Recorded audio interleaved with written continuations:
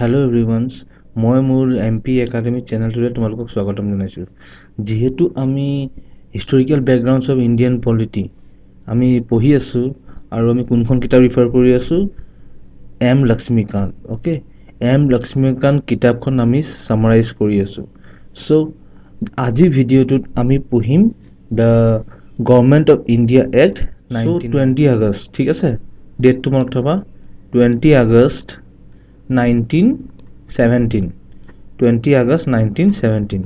এই ডেটটোৰ দিনা কি হৈছিলে? 1917। অ'কে, এই ডেটটোৰ দিনা কি হৈছিলে? ব্ৰিটিছ গভৰ্ণমেণ্টে ক'লে, ফাৰ্ষ্ট টাইমৰ বাবে এটা ডিক্লেৰেশ্যনছ দিলে যে আমি ইণ্ডিয়াখনত এটা ৰেছপনচিবল গভৰ্ণমেণ্ট বনাব বিচাৰিছোঁ। ঠিক আছে, এটা ৰেছপনচিবল গভৰ্ণমেণ্ট বনাব বিচাৰিছোঁ। আমি ইণ্ডিয়াখনত কি কৰিব বিচাৰিছোঁ? পূৰ্ণ স্বৰাজ। ঠিক আছে, পূৰ্ণ স্বৰাজ দিব বিচাৰিছোঁ। আমি ইণ্ডিপেণ্ডেঞ্চ দিব বিচাৰিছোঁ ইণ্ডিয়াক। ঠিক আছে, তোমালোকে এটা কথা ভাবিছা, লাষ্টলৈকেতো ঠিক আছে, অলপ লাষ্ট এক্টলৈকে অলপ চলপ দি আছিলে ৰিলেক্সেশ্যনছ, বাট এইটো এক্টত ইমান বেছিকৈ কৈ দিলে ব্ৰিটিছিয়াৰ্ছে। হয়, 1917ত 20 আগষ্ট 1917ত এনেকুৱা কি হৈ গ'ল যে তেওঁলোকে ক'বলগীয়া পৰিলে যে আমি পূৰ্ণ স্বৰাজ ইণ্ডিয়াক দিম। অ'কে, যে 1919 এক্টটো আহিছিলে, এটা ডিক্লেৰেশ্যন 1917ত কৰিছিলে। ঠিক আছে, যে আমি এনেকুৱা এটা এক্ট আনিম। অ'কে, ঠিক আছে, কিয় আহিছিলে, এনেকুৱা কিয় কৈছিলে ব্ৰিটিছ গভৰ্ণমেণ্টে, সেইটো মেইন ৰিজনছ। চ' আমি এটা কথা জানো, 1914ত কি হৈছিলে? 1914 to 1918, 1914 to 1918 কি হৈছিলে তোমালোকে চবেই জানা, ৱৰ্ল্ড ৱাৰ চলি আছিলে। তাত ইংলেণ্ডেও পাৰ্টিচিপেশ্যন লৈছিলে ৱৰ্ল্ড ৱাৰত। অ'কে, আৰু ইংলেণ্ডৰ ফালৰ পৰা ৱৰ্ল্ড ৱাৰত পাৰ্টিচিপেট কৰিবৰ কাৰণে ইংলেণ্ডৰ ছ'লজাৰ্ছ লাগিছিলে ইংলেণ্ডক, আৰু ইংলেণ্ডৰ কাৰণে বেষ্ট চ'ৰ্চ কি আছিলে ছ'লজাৰ্ছৰ কাৰণে? ইণ্ডিয়া। ঠিক আছে, চ' ইণ্ডিয়াৰ ছ'লজাৰ্ছখিনি ইউজ কৰিবৰ কাৰণে, ইণ্ডিয়ানছৰ ছাপোৰ্ট পাবৰ কাৰণে, এই ৱৰ্ল্ড ৱাৰখনত ইণ্ডিয়ানছৰ ছাপোৰ্ট পাবৰ কাৰণে ব্ৰিটিছিয়াৰ্ছে এই শব্দটো ক'লে যে পূৰ্ণ স্বৰাজ দিব বিচাৰি আছে আৰু ৰেছপনচিবল গভৰ্ণমেণ্ট এটা আনিব বিচাৰি আছে। বিকজ যদি তেনেকৈ ইণ্ডিয়ানছক কয়, দেন ডেফিনেটলি ইণ্ডিয়ানছে কি কৰিব? ৱৰ্ল্ড ৱাৰত ইংলেণ্ডক ছাপোৰ্ট কৰিব, আৰু ইণ্ডিয়ান ছ'লজাৰ্ছ যিমান আছে, ইণ্ডিয়ান সৈনিক যিমান আছে, তেওঁলোকে ইংলেণ্ডৰ ফালৰ পৰা ৱৰ্ল্ড ৱাৰত পাৰ্টিচিপেট কৰিব। ঠিক আছে, সেইটো কাৰণে এই কথাটো ক'লে। বুজি পালা কিয় ক'লে? এটা ৱৰ্ল্ড ৱাৰ হৈ গ'ল। 4টা ডেট আছে, 1914 ৱৰ্ল্ড ৱাৰ, 1917 এইটো ডিক্লেৰেশ্যনছ, 1919 এক্টটো আহি গৈছে। অ'কে, সিমানটো ক্লিয়াৰ আছে চবৰে? এতিয়া আমি এক্টটোৰ কিছুমান ফিউচাৰ্ছ চাম দেই। অ'কে, চ' গাইজ, এই এক্টটোক কি বুলি কোৱা যায়? আৰু এটা নাম আছে এক্টটো, মণ্টেগু চেলমছ ৰিফৰ্মছ। ঠিক আছে, কিয় কোৱা যায় মণ্টেগু চেলমছ ৰিফৰ্মছ? বিকজ এই মণ্টেগু, এডমিন মণ্টেগু, ঠিক আছে, এডমিন মণ্টেগু কোন আছিলে? Secretary of State for India. আৰু এইজন কোন আছিলে? Lord Chelmsford. এইজন কোন আছিলে? Viceroy of India. অ'কে, এই দুজন মানুহে এই এক্টটো আনিছিলে, সেইকাৰণে এই দুজন মানুহৰ নামটো মিলাই এইটো এনেকৈ ৰিফৰ্মছ বুলি কোৱা যায়। তুমি বহুত জেগাত এনেকুৱা দেখিবা, য'তে এনেকুৱা নাম দেখা তাত গম পাই যাব যে প্ৰথম যোনজন আছে সেইজন Secretary of State, Secretary of State for India থাকে, আৰু ছেকেণ্ড নামটো যোনটো আছে সেইজন থাকে Viceroy of India. Secretary of State ক'ত থাকে? ইংলেণ্ডত থাকিব। ঠিক আছে, ব্ৰিটেইনত থাকে, ব্ৰিটেইনত থাকি ইণ্ডিয়াক কণ্ট্ৰল কৰে, আৰু ভাইচৰয় অফ ইণ্ডিয়া ক'ত থাকে? ইণ্ডিয়াত থাকে, আৰু চব ভাইচৰয় ইণ্ডিয়াৰ ৰিপ্ৰেজেণ্টেটিভ এখেতে চব ৰিপৰ্ট নি পানি ছেক্ৰেটাৰী অফ ষ্টেটক দিয়ে। বুজি পালা কথাটো? মণ্টেগু চেলমছ ৰিফৰ্মছ কিয় কয় যায়? Because Montagu is the secretary of state, আৰু চেলমছ কোন আছিলে? Viceroy of India. ঠিক আছে,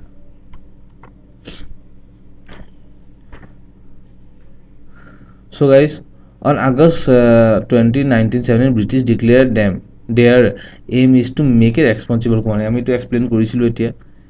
কিয় কৈছিলে আগষ্ট 20 1917 কিয় কৈছিলে because of this world war ঠিক আছে ৱৰ্ল্ড ৱাৰ কাৰণে ইণ্ডিয়ান সৈনিক যোনখিনি আছে ৱৰ্ল্ড ৱাৰত ব্ৰিটিছৰ ফালৰ পৰা পাৰ্টিচিপেট কৰিবৰ কাৰণে এই ডিক্লেৰেশ্যনটো দিছিলে তেহেঁতৰ মেইন মটো এইটোৱে আছিলে বস্তু ঠিক আছে সেইটোৱে আছিলে মেইন মটো অবজেক্টিভ তেহেঁতৰ এইটোৱে আছিলে যে ইণ্ডিয়ান চলজাৰ্ছখিনি আমাৰ ফালৰ পৰা ইউজ কৰোঁ এইখিনিতে গাইছ মই এটা তোমালোকক হোমৱৰ্ক দিব বিচাৰিছোঁ জাষ্ট মোক কমেণ্ট ছেকশ্যনত লিখিবা যে আমাৰ যে ইণ্ডিয়া গেট আছে ইণ্ডিয়া গেটখনৰ বেকগ্ৰাউণ্ডটো কি ইণ্ডিয়া গেটখন দিল্লীত যে আছে এখন কিয় বনালে ঠিক আছে এইটো ইয়াতে ৰিলেটেড আছে ৱৰ্ল্ড ৱাৰৰ লগত ৰিলেটেড আছে ঠিক আছে চ' যদি কোনোবাই জানা যদি ভিডিঅ'টো চাই আছা প্লিজ এবাৰ হ'লে লিখিবা য়েছ অৰ ন' জানো নে নাজানো so' come to the next point okay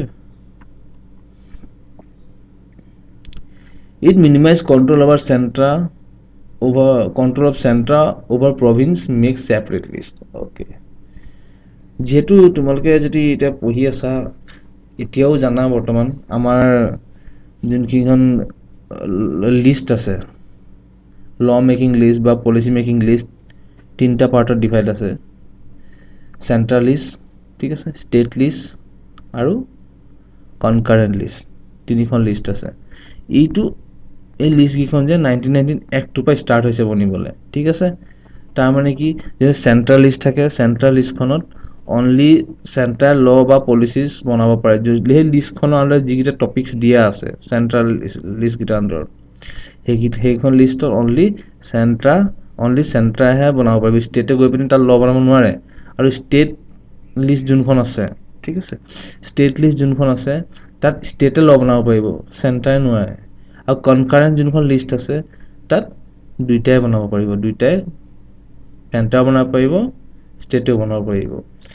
ঠিক আছে মানে ইয়াত কৰিছে কি মেইন মটোটো কি লিষ্টখন বনোৱা ইয়াত যোনটো চেণ্ট্ৰেল পাৱাৰ আছে যোনটো চেণ্ট্ৰেল পাৱাৰৰ ষ্টেটৰ ওপৰত যোনটো মানে দবাব এটা দি থয় যোনটো প্ৰেছাৰ এটা থাকে সেই প্ৰেছাৰটো কম কৰিব বিচাৰি আছে ঠিক আছে মানে চেণ্ট্ৰেল পাৱাৰটো কমাই দিছে অকণমান ষ্টেটৰ পাৱাৰটো বঢ়াই দিছে অকণমান ঠিক আছে এতিয়া ইমান এটা চেণ্ট্ৰাই ষ্টেটক ওপৰত কণ্ট্ৰল কৰিব নোৱাৰে মানে সেইটো কাৰণে এইটো কাম কৰিছে বুজিলা অ'কে চ' গাইজ মই এতিয়া তিনিটা লিষ্টৰ কথা কৈছিলোঁ তোমালোকক চেণ্ট্ৰেল লিষ্ট ষ্টেট লিষ্ট আৰু কনকাৰেণ্ট লিষ্ট ঠিক আছে চেণ্টাৰটো নৰ্মেল তেনেকেই আছে যোনটো ষ্টেট লিষ্ট সেইটোকে প্ৰভিনেঞ্চ ছাবজেক্টছ বুলিও কোৱা যায় ঠিক আছে প্ৰভিনেঞ্চ লিষ্ট বা প্ৰভিনেঞ্চ ছাবজেক্টছ তাত দুটাত মানে ডিভাইড কৰিছে এটা ট্ৰান্সফাৰ এটা হ'ল ৰিজাৰ্ভ এইখিনি কিমান ধুনীয়া ধুনীয়া পলিচি লগাইছে তুমি চাবা ব্ৰিটিছ গভৰ্ণমেণ্টে এইখিনি কিমান ধুনীয়া ধুনীয়া পলিচিছ মানে তাহাঁতৰ দিমাগটো কিমান ইউজ কৰিছে যোনটো চেণ্টাৰটো ব্ৰিটিছাৰ্ছে আছে তো ইজিলি কণ্ট্ৰল হয় নে তেওঁলোকে ইজিলি চেণ্টাৰ ছাবজেক্টখিনি কণ্ট্ৰল কৰিব পাৰে বাট প্ৰভিনেঞ্চ ছাবজেক্ট যোনখিনি আছিলে সেইখিনিতো চেণ্টাৰে কণ্ট্ৰল কৰিব নোৱাৰে চ' তাহাঁতি প্ৰভিনেঞ্চ ছাবজেক্টটোকো কি কৰিলে দুটা পাৰ্টত ডিভাইড কৰিলে ট্ৰান্সফাৰ আৰু ৰিজাৰ্ভ ঠিক আছে এতিয়া আমি ট্ৰান্সফাৰ লিষ্টটো বুজি লওঁ এই ট্ৰান্সফাৰ লিষ্টটো হয় কি যোনটো ট্ৰান্সফাৰ লিষ্টত যিমানখিনি টপিকছ দিয়া আছে ট্ৰান্সফাৰ লিষ্টত যিমানখিনি সেইখিনিত কোনে ল বনাব গভৰ্ণৰে আৰু তেওঁ মিনিষ্টাৰ্ছে বনাব বাট তাত যোনজন লেজিছলেটিভ কাউন্সিল থাকে মানে ষ্টেটৰ যোনখিনি মেম্বাৰ্ছ থাকে ষ্টেটে সেইখিনি ইণ্টাৰফেৰেঞ্চ কৰিব পাৰিব ঠিক আছে ষ্টেটে সেইখিনি কামত ইণ্টাৰফেৰেঞ্চ কৰিব পাৰিব মানে কোনবিলাক তুমি কথা এইটো ক'লে হ'ল যে যোনখিনি ট্ৰান্সফাৰ টপিক থাকে সেইখিনি ষ্টেটে ল বনাব পাৰিব বাট যোনখিনি ৰিজাৰ্ভ টপিক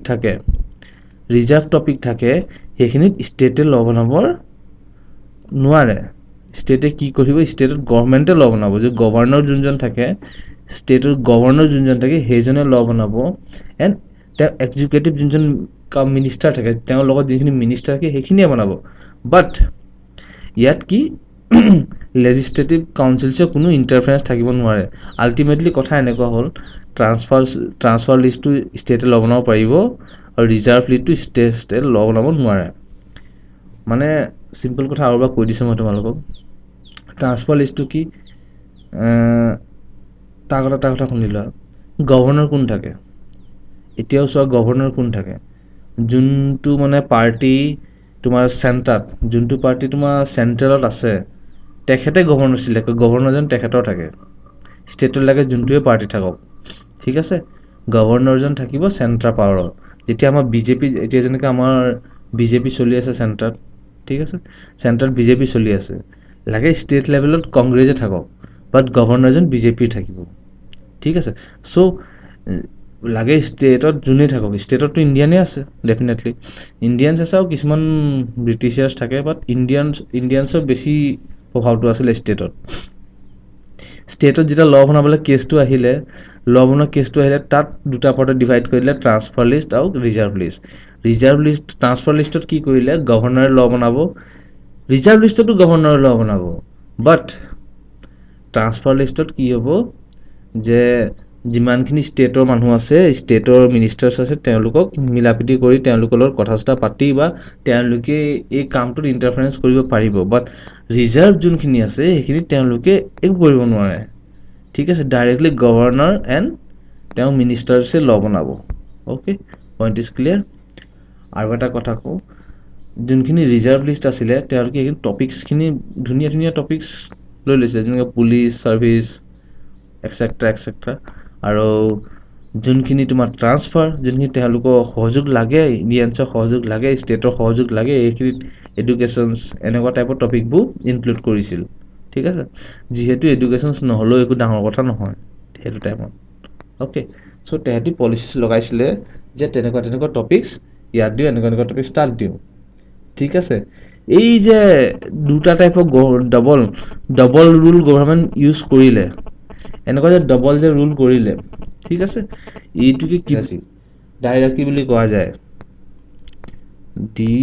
ডাইৰাৰ্কি বুলি কোৱা যায়, ঠিক আছে।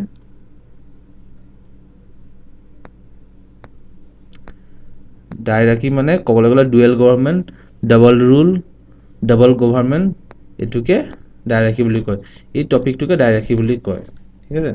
আৰু এটা টপিক আছে বাই কেমেৰেলিজমছ, ঠিক আছে, ডাইৰাৰ্কি এণ্ড বাই কেমেৰেলিজমছ, এই দুটা টপিকছ মানে এই টাৰ্মছকেইটা বহুত ইউজফুল টাৰ্মছ, ডাইৰাৰ্কি এণ্ড বাই কেমেৰেলিজম, ঠিক আছে। এতিয়া বাই কেমেৰেলিজম আমি পঢ়িম, এইটোকে কয় ডাইৰাৰ্কি। ডাইৰাৰ্কি মানে ডাবল গভৰ্ণমেণ্ট, বাই কেমেৰেলিজম মানে টু হাউচ। গাইজ, এতিয়া আমাৰ যোনটো ছিষ্টেম চলি আছে লোকসভা ৰাজ্যসভা, তাৰ আগতে এইটো বস্তু কি আছিলে, ইণ্ডিয়ান লেজিছলেটিভ কাউন্সিলছ, ঠিক আছে। ইণ্ডিয়ান লেজিছলেটিভ কাউন্সিল আছিলে, আজিকালি কি কৰিলে এইটো ৰাজ্যসভা লোকসভা। এইটো কেতিয়াৰ পৰা কৰিছিলে, 1919 এক্টৰ পৰা কৰিছিলে। এই যে ইণ্ডিয়ান লেজিছলেটিভ কাউন্সিলছটোক ৰিপ্লেচ কৰি আপাৰ হাউচ, আপাৰ এণ্ড লোৱাৰ, ঠিক আছে, লোৱাৰ দুটা হাউচত কনভাৰ্ট কৰি দিছিলে, এইটোকে কয় বাই কেমেৰেলিজমছ, ঠিক আছে। আৰু আপাৰ হাউচটো কি বুলি কয়, কাউন্সিলছ অফ ষ্টেটছ এণ্ড লোৱাৰ হাউচটো লেজিছলেটিভ এছেম্বলি। আপাৰ হাউচটো councils of state and lower হাউচটো লেজিছলেটিভ এছেম্বলি। আৰু ইয়াত যিখিনি মেম্বাৰ থাকে, মেক্সিমাম মেম্বাৰৰ ডাইৰেক্ট ইলেকশ্যনছ হয়, ঠিক আছে, মেক্সিমাম মেম্বাৰ্ছৰ ডাইৰেক্ট ইলেকশ্যন হয়।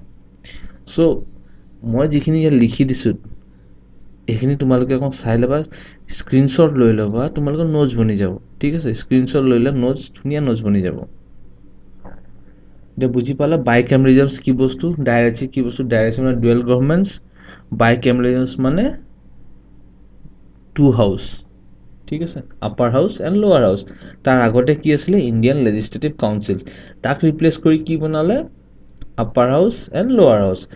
আপাৰ হাউচ মানে councils of state, lower house legislative assembly, ঠিক আছে।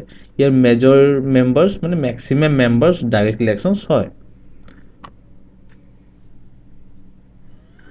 Indian legislative councils replace by upper house and lower house, ঠিক আছে। এইটো মই এতিয়া কৈছিলোঁৱেই। আৰু কি কৰিলে, ভাইচৰয় যে এক্সিকিউটিভ কাউন্সিলছ থাকে, ভাইচৰয় যে এক্সিকিউটিভ কাউন্সিলছ লাগে, এইবোৰ এক্সিকিউটিভ কাউন্সিল কি আছিলে মই আগৰকেইটা ভিডিঅ'ত আমি বহুতবাৰ ডিছকাছ কৰিছোঁ, ঠিক আছে। আগৰকেইটা ছিৰিজ চাওঁ, ভিডিঅ'খিনি একদম ছিৰিজত আছে, তুমি আগৰকেইটা ভিডিঅ' চাই ল'বা, চব বুজি পাই যাবা। যোন ভাইচৰয় এক্সিকিউটিভ কাউন্সিল 6 মেম্বাৰ আছিলে, 6 মেম্বাৰৰ তিনিজন মেম্বাৰ এটলিষ্ট তিনিজন মেম্বাৰ ইণ্ডিয়ান হ'ব লাগিব এইটো কথা ক'লা 6টা মেম্বাৰৰ তিনিজন মেম্বাৰ ইণ্ডিয়ান হ'ব লাগিব বাট এই তিনিজনৰ ভিতৰত এজনো কমাণ্ডাৰ ইন চিফ মানে যোন চবতকৈ ছিনিয়ৰ থাকে কমাণ্ডাৰ ইন চিফ সেইটো পজিশ্যনছ পাব নোৱাৰে ঠিক আছে ভাইচৰয় এক্সিকিউটিভ কাউন্সিলৰ 6জন মেম্বাৰৰ ভিতৰত তিনিজন মেম্বাৰ ইণ্ডিয়ান হ'ব লাগিব আৰু এই তিনিজন মানুহ কমাণ্ডাৰ ইন চিফ মানে টপ পজিশ্যনটোত পাবগৈ নোৱাৰে কেতিয়াও ঠিক আছে বুজি পালা এক্সটেণ্ডেড কমিউনিকেল ৰিপ্ৰেজেণ্টেশ্যন মানে আমি আগতেও পঢ়িছিলোঁ লাষ্ট ভিডিঅ'টো পঢ়িছিলোঁ ঠিক আছে কমিউনিকেল ৰিপ্ৰেজেণ্টেশ্যন মানে হ'ল এটা পাৰ্টিকুলাৰ ৰিলিজনছ বা পাৰ্টিকুলাৰ সমুদায়ক ছেপাৰেট ইলেক্টৰেল দিয়াটো লাষ্টটো য'ত আমি 1909 পঢ়িছিলোঁ তাত আমি পাইছিলোঁ যে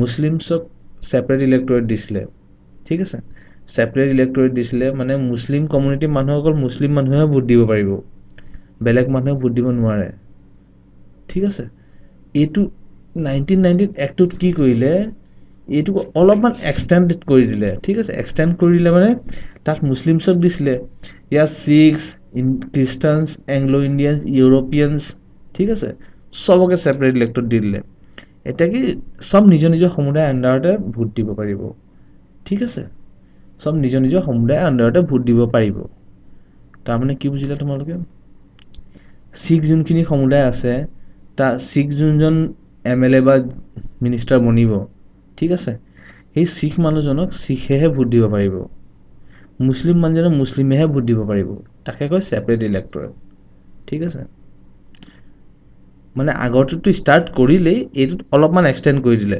আগৰটোত মুছলিমছক দিছিলে এইটো শিখ খ্ৰীষ্টিয়ানছ এংলো ইণ্ডিয়ানছ ইউৰোপিয়ানছ চবকে দি দিলে ঠিক আছে France is given to limited number of Indians. France is মানে right to vote. ঠিক আছে right to vote. এতিয়া আমাৰ যেনেকৈ এতিয়া 18 years and above চবে ভোট দিব পাৰে আগতে এইটো চিষ্টেমটো এই এক্টটোত কি আনিছিলে যে কিছুমান মানুহে এতিয়া ভোট দিব পাৰিব তাতো কোৱালিফিকেশ্যন লাগিব যে ইমান টেক্স দিয়ে মানুহজনে ইমান প্ৰপাৰ্টি আছে ইমানখিনি প্ৰপাৰ্টি থাকিলেহে মানে ভোট দিব পাৰিব ইমানখিনি যদি টেক্স পে' কৰে তেতিয়াহে ভোট দিব পাৰিব তেনেকৈ কিছুমান কোৱালিফিকেশ্যনছ আছিলে মানে 100% ইণ্ডিয়ানক ভোট দিব পৰা অধিকাৰ নাছিলে ঠিক আছে কিছুমান মানুহৰ ওচৰত আছিলে সেইকেইজন মানুহ চিলেক্টেড মিনছ কোৱালিফিকেশ্যনছ কোৱালিফাই কৰিব লাগিব তাৰপিছত সেইকেইজনে ভোট দিব পাৰিব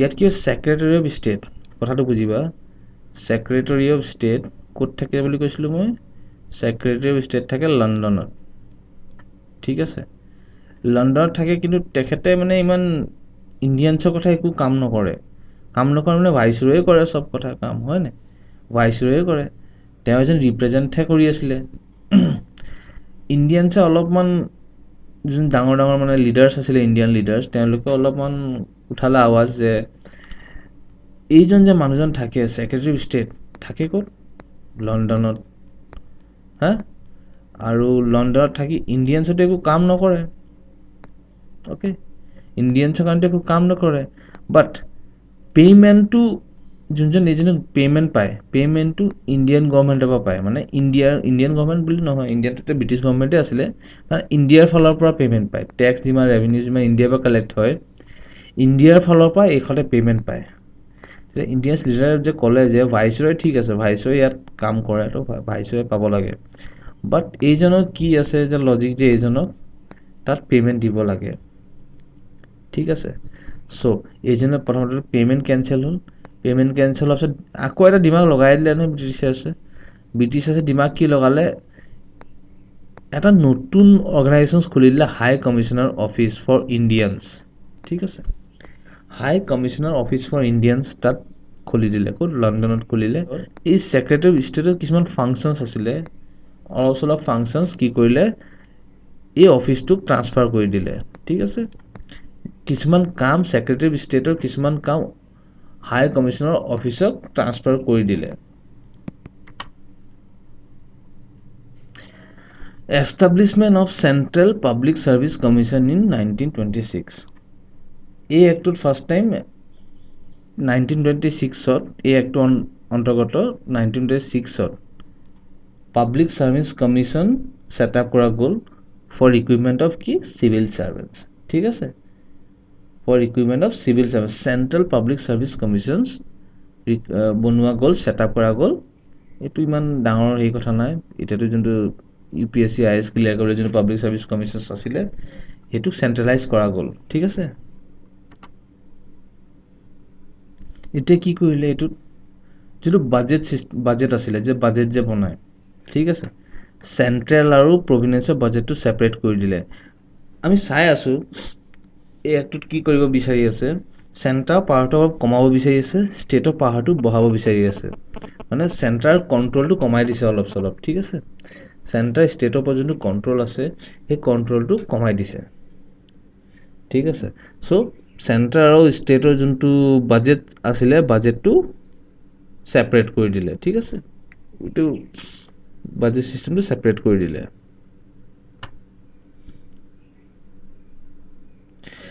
এটা কমিশনস এপইন্ট কৰিলে যে এই এক্টটোৱে কিমান সাকসেসফুল হয় এই এক্টটো কিমান সাকসেস হয় কিমান সাকসেস নহয় এভৰি 10 ইয়াৰ্স এই ৰিপৰ্ট দি থাকিব কাৰণে এটা কমিশনস এপইন্ট কৰিলে যোনটো নাম আছিলে সাইমন কমিশনস ঠিক আছে সো সাইমন কেতিয়া আহিব লাগিছিলে 1919 ত এটো এক্টটো আহিছে 1929 সাইমন কমিশন আহিব লাগিছিলে বাট কিছুমান ৰিজনৰ কাৰণে 1927 তে আহি গ'ল 2 বছৰ আগত আহি গৈছিল সাইমন কমিশনস ঠিক আছে সো গাইস আমি সাইমন কমিশনটো হিষ্ট্ৰিটো পঢ়িছো আৰু যদি নাই পঢ়া মই হিষ্ট্ৰি সিৰিজ আনিম হিষ্ট্ৰি সিৰিজ আনিলে তোমালোকে গম পাই যাবা কি বা তোমালোকে ম্যাক্সিমাম যদি প্ৰিপাৰেচনস কৰিছা 100% গম পোৱা এইবোৰ কথা ঠিক আছে সো মই সাইমন কমিশনটো ইণ্ডিয়ান পলিটিত কভাৰ নকৰো ঠিক আছে মেইন টপিকখিনি কভাৰ কৰিম যোনখিনি দৰকাৰ এইবোৰ সৰু সৰু টপিক যোন ডাবলিং নকৰো ডাবলিং কামটো নকৰো ঠিক আছে সো গাইস আজি ভিডিও এটোৱে আছিল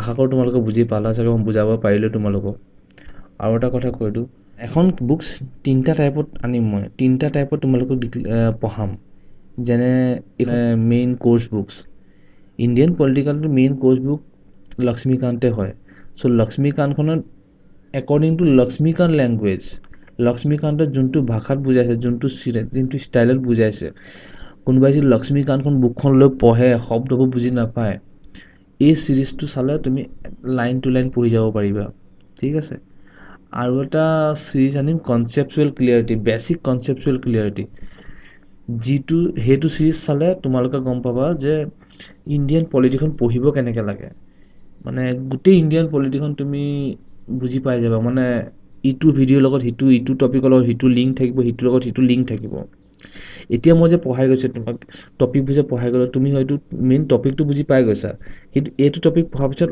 লাষ্টৰ টপিকটো পাহৰি গৈছা এই টপিকটো পাছত নেক্সটটো যেটা পঢ়িবে এইটো টপিক পাহৰি থাকিবা কিন্তু যেটা মই বেসিক কনসেপচুৱেল ভিডিওটো আনিম এইখিনি কথা তুমি পাহৰি নোযোৱা তোমালোকে সব সিৰিজত থাকিব মাইন্ডত এইটো কথা মনত পৰিলে তোমাৰ নেক্সটটো অটোমেটিকলি মনত পৰি যাব তেনেকুৱা টপিক আৰু এটা তোমাৰ NCERT টপিক ঠিক আছে NCERT টপিকটো কি হয় গাইস NCERT বেসিক কনসেপ্টটো ক্লিয়াৰ হয় বাট তাত কোনো কানেকশনস নাথাকে NCERT ঠিক আছে NCERT মেইন ব্যাকওয়ার্ড হেতুৱে যে তোমাৰ 6ত এটা টপিক পঢ়িলা 6ত যেনেকৈ হিষ্টৰিকেল ব্যাকগ্ৰাউণ্ডছ পঢ়িছা তুমি 7ত গ'লে পাৰ্লিয়ামেন্ট পঢ়িবা 8ত গ'লে তুমি ফান্ডামেন্টাল ৰাইট পঢ়িবা লাইক দিস মানে কোনো ভিডিওটো সিরিজত নাথাকে সো হেতু আমি আনিম NCERT সিরিজও আনিম ঠিক আছে সো মোৰ ভিডিওখিনি চাই থাকিবা যদি ভিডিওখিনি চাই ভাল পালা এটা কথা কম মই সাবস্ক্ৰাইব কৰি দিবা সাবস্ক্ৰাইব কৰিলে ময়ো সাপোৰ্ট পাম মই যেনেকৈ ভিডিও বনাইছো কষ্ট কৰি ময়ো সাপোৰ্ট পাম আৰু এটা মোক কমেন্ট সেকশন আৰু এটা কথা জনাবা গাইস যে মই এই ভিডিওটো আগৰলৈকে মই ব্ল্যাক এণ্ড হোৱাইট বোৰ্ডত পঢ়াইছিলো উইথ ভিডিও ৰেকৰ্ডিংছ ঠিক আছে সো হেইটো ভাল লাগিছে না আৰু এইটো মই ডিজিটালি পঢ়াইছো ঠিক আছে স্লাইড লৈ পঢ়াইছো এইটো ভাল লাগিছে হেইটো কমেন্ট সেকশনত জনাবা মই জানিব মন গৈছে যে মোৰ হেইটো ট্ৰেডিশনাল মেথডটো ভাল আছিল স্লাইড সিস্টেমটো ভাল লাগিছে তোমালোকৰ ঠিক আছে ভিডিও চাই ভাল লাগিলে লাইক কৰিব চেষ্টা কৰোঁ যে মই অসমত এটা মানে কোচিং ফ্ৰী অসম এখন বনাব পাৰোঁ আমি ঠিক আছে so guys bye bye C U in the next video